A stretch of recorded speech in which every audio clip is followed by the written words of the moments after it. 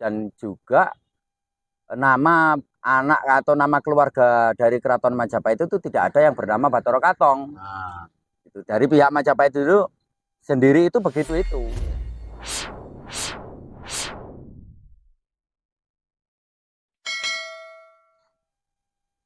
Oke, sedulur, ini saya sudah bersama Gus Yul, Gus Samsul Zulhak, itu dari Pondok Jenes, tapi beliau sebenarnya lebih ini konsen ke Pondok Sejarah Waskita Jawi ya, Gus.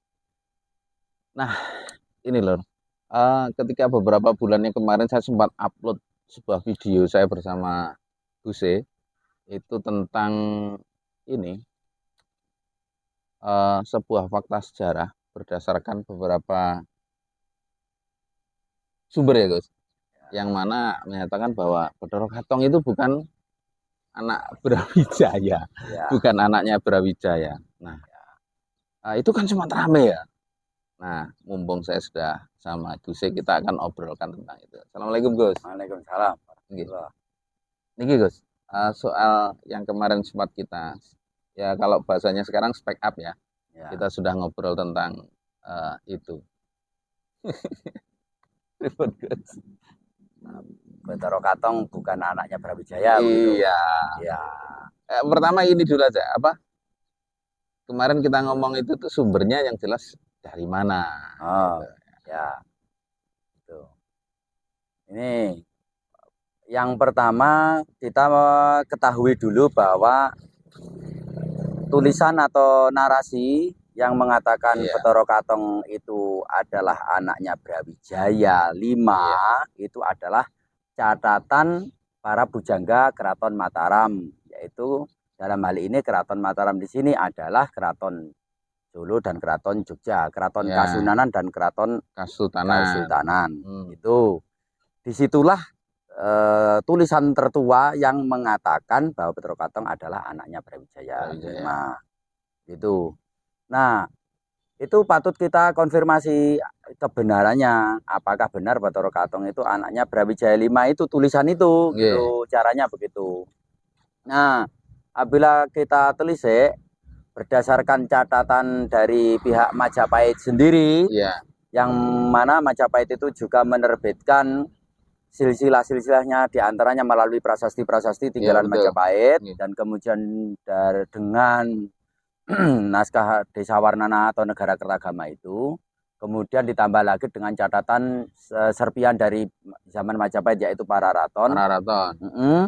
Di sana itu tidak, bahkan kosakata Brawijaya tidak ada, dan juga nama anak atau nama keluarga dari Keraton Majapahit itu tidak ada yang bernama Bathara Katong. Nah, itu dari pihak Majapahit dulu sendiri itu begitu itu. Iya. Artinya di awal aja kita sudah bisa ngambil ini kesimpulan ya. Bagaimana mungkin Bathara Katong itu anaknya Brawijaya kalau Brawijaya tidak ada. Iya, itu. Jadi begitu kawan-kawan, cara mengkonfirmasi sumber sejarah itu begitu. Lah, rupa-rupanya memang para bujangga Keraton Solo dan Keraton Jogja itu tentang anggota keluarga Kerajaan Majapahit sendiri, mereka sendiri sudah bingung. Mereka sudah tidak mendapatkan data valid. Betul. Itu masalahnya itu. Misalnya Raja Majapahit dari ini misalnya begini, catatan tentang anggota keluarga Kerajaan Majapahit dari catatan Solo dan Jogja ini, ternyata susunan rajanya itu berbeda-beda. Yang disebut dengan mereka menyebut naskahnya bernama Babat Tanah Jawi itu. Babat Tanah Jawi itu ada banyak. Lah, di antaranya menampilkan anggota keluarga Kerajaan Majapahit, lah hasilnya beda-beda. Itu pun juga berbeda-beda. Nah, itu pun juga beda-beda. Dari sini. Atau barangkali ini, Gus, problemnya adalah ketika naskah-naskah yang muncul di era Mataram Islam, di Kasunanan, di Kasultanan itu muncul atau ditulis, itu kan prasasti-prasasti belum ditemukan. Nah, itu. Jadi mereka lebih ini ya, berdasar cerita tutur atau apa ya? Itu basis menghimpun folklore. Menghimpun folklore. Itulah keadaannya naskah-naskah atau tulisan-tulisan Kerajaan Mataram Solo dan Jogja itu begitu itu. Sementara dalam perkembangannya sekitar tahun 1800 ke atas mulai bermunculan sarjana Eropa. Lah mulailah ketemu satu persatu prasasti-prasasti tinggalan Majapahit Yang dari situ kemudian para sarjana barat ini berhasil menyusun anggota keluarga kerajaan Majapahit. Itu temuan para sarjana Belanda sampai nanti juga ada para sesepuh dari orang Jawa sendiri, diantaranya adalah Mbah Purbacaraka, terus Pak Slamet Mulyana, terus pahlawan Pak Tamrik, Pak Yamin, begitu. Lah orang-orang pribumi ini juga kemudian bisa menggarap temuan-temuan para sarjana Belanda ini dalam hal menyusun anggota keluarga kerajaan Majapahit. Dan hasilnya berbeda dengan dari tulisan Bapak Tanah Jawi. Itu ceritanya. Lah ya lebih valid yang mana? Ya tentu saja lebih valid yang tinggalan Majapahit yang ditemukan oleh para sarjana Belanda ini. Karena kan sumber primer. Iya, iya. Gitu. Nah, soal itu kan kadang kita itu dibenturkan sebuah paradigma bahwa apa-apa yang dimunculkan oleh sarjana Belanda, peneliti Belanda itu dianggap sebagai pembelokan sejarah. Selama ini kan begitu. Ya. Sebenarnya kan tidak juga. Tidak juga. Dari satu sisi keilmuan mereka lebih ini kan menggunakan konsep dan metodologi yang jelas. Ya, ilmu bahasa. Gitu. Di antaranya yang paling lengkap prasasti dari tulisannya pihak Majapahit sendiri, yang menulis anggota keluarganya yang paling lengkap adalah Prasasti Waringin Pitu. Nah, di Prasasti Waringin Pitu lumayan lengkap itu. Anak si raja ini punya anak ini, keponakannya, pamannya, Pak D-nya ditaruh di istana ini menyebar begitu. Bisa dilihat di Prasasti Waringin Pitu. Lah Prasasti Waringin Pitu itu ditemukan oleh para sarjana Belanda dan dilakukan pembacaan itu jauh setelah Babat Tanah Jawi tulisan para pujangga keraton. Itu masalahnya. Yang ini nanti sehingga para pujangga keraton menyusun anggota keluarga kerajaan Majapahit seperti itu. Terus Prasasti Waringin Pitu yang ditemukan oleh para sarjana Belanda ini menghasilkan susunan anggota keluarga kerajaan Majapahit seperti ini. Nah, ini hasilnya berbeda. Lebih valid mana? Ya lebih valid yang Waringin Pitu. Karena ini berdasarkan bukti yang memang ditulis pada zaman. Gitu. Itu loh. Kadang dalam hal sumber, ketika kita menyampaikan sumber yang apa ya guys istilahnya, sumber sejaman, sumber yang benar-benar sumber, bukan berdasar dari folklore, itu sangat jelas bertentangan dengan apa yang sudah tertanam dan benaknya masyarakat. Karena masyarakat sudah dicekoi oleh cerita ketoprak, cerita ketoprak dan lain sebagainya. Sementara ketoprak itu rata-rata ngambilnya dari Babat Tanah Jawa, bukan dari, nggak ada ketoprak yang ngambil dari prasasti kan, nggak ada. Ya, nggak ada. Ini bukan kita punya penilaian miring terhadap sumber ketoprak, enggak. Ketoprak itu juga punya andil besar dalam pelestarian sejarah, sangat. Tapi satu sisi ada poin-poin khususnya yang kemudian menjadi bias dari konsep cerita aslinya. Gitu. Jadi kita harus pandai-pandai meletakkan, kalau bicara sejarah kita harus pandai-pandai meletakkan mana yang sumber primer dan mana yang folklore. Gitu. Nah, bicara tentang ini tadi anggota keluarga kerajaan Majapahit, ya merujuknya ya jangan ke Babat Tanah Jawi, merujuknya ke prasasti zaman Majapahit sendiri. Nanti setelah Prasasti Waringin Pitu itu terus-menerus ditemukan oleh para sarjana Belanda prasasti-prasasti tinggalan Majapahit. Ditemukan pula negara Kertagama yang di sana menulis susunan anggota keluarganya, anaknya si ini, begitu. Negara Kertagama itu lontar bentuknya, bukan prasasti, kan gitu. Lah lontar ini kayak kalau sekarang bisa dianggap aja kertas begitu. Ini lontar ini isinya dibanding dia menulis tentang anggota keluarga kerajaan Majapahit dibanding dengan Prasasti Waringin itu tidak tabrakan. Segaris ya? Segaris sama gitu. Dan terus menerus begitu sampai Pararaton. Pararaton itu menurut para sejarawan juga ditulis di zaman Majapahit. Tapi di akhir, Majapahit akhir. Makanya Pararaton itu akhir tulisannya adalah berkisah peristiwa yang terjadi di Majapahit tahun 1478. Setelah itu tidak ada. Ini menunjukkan secara isi bahwa Pararaton itu sebetulnya ditulis di sekitar tahun itu. Gitu. Era-era runtuhnya. Era-era akhir Majapahit itu. Nah, Pararaton ini melengkapi susunan anggota keluarga kerajaan Majapahit yang tidak ada di Waringin Pitu, tidak ada di negara Kertagama. Itu terus anak-anak selanjutnya tiba putu-putune sing nulis Pararaton. Itu. Sehingga kalau kita gabung Waringin Pitu, terus Negara Kertagama, Pararaton yang paling umum inilah gitu. Yeah.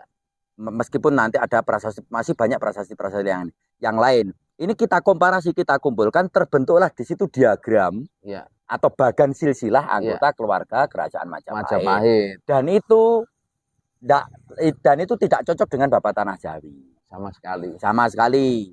Itu ceritanya.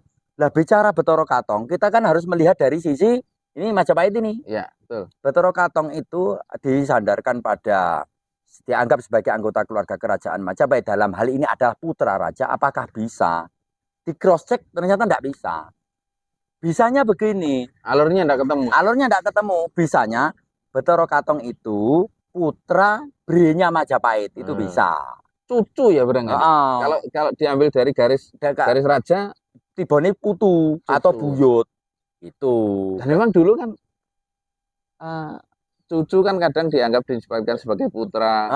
Apa mungkin berasal dari situ? Nah itu sehingga terjadi, bisa jadi seperti itu, sehingga terjadi salah paham. Rumangsane Bathara Katong itu sebetulnya secara urutan itu posisinya putu atau buyut, tetapi karena pelafalannya anak, sehingga masyarakat sekarang salah paham.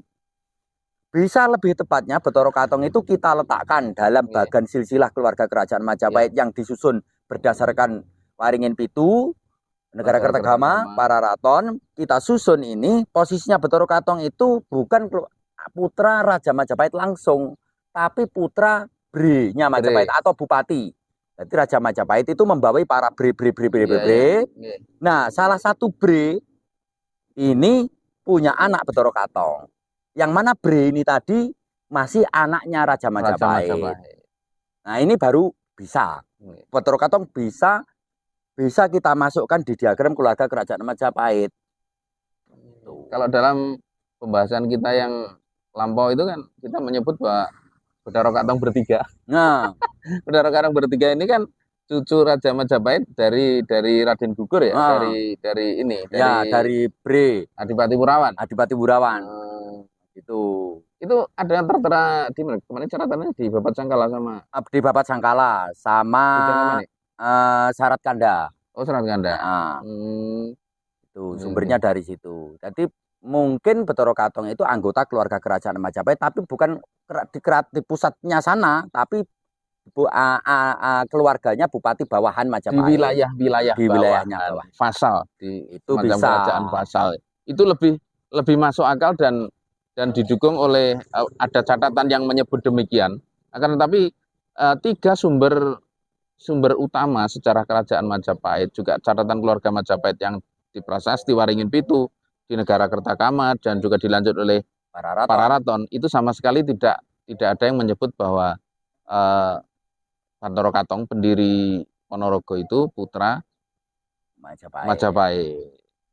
Apalagi putra Brawijaya. Putra Brawijaya, tambah ndak bisa lagi, ndak punya tempat di situ, gitu. Jadi ini obrolan kita Lur, menjelaskan dari kontroversi yang muncul akibat postingan kita tentang Bathara Katong bukan anak Raja Majapahit, bukan anak Prabu Brawijaya. Itu penjelasannya seperti itu. Lebih jelasnya nanti kita akan mengupas. Bathara Katong ini kan putranya atau keluarganya Bre-nya Majapahit. Nah, Bre-nya Majapahit yang nanti berputra Bathara Katong ini lokasinya di mana? Di mana? Namanya siapa? Pusat pemerintahannya di mana? Dan sebenarnya, nah ini akan menjadi sebuah buku. Ya, tinggal sebentar lagi bukunya sudah akan terbit. Ikuti ya. Ikuti ya bukunya. Dapatkan. Insya Allah akan sangat bermanfaat untuk Anda yang suka dengan sejarah-sejarah Wengker, sejarah Ponorogo, sejarah Majapahit, dan leluhur kita, kisah tentang leluhur itu. Matur nuwun sangat, Gus. Ya, ini obrolan senja yang luar biasa. Ini ada di dekat sawah Lur ya. Tandurane lagi itu. Semoga bermanfaat. Assalamualaikum warahmatullahi wabarakatuh. Salam.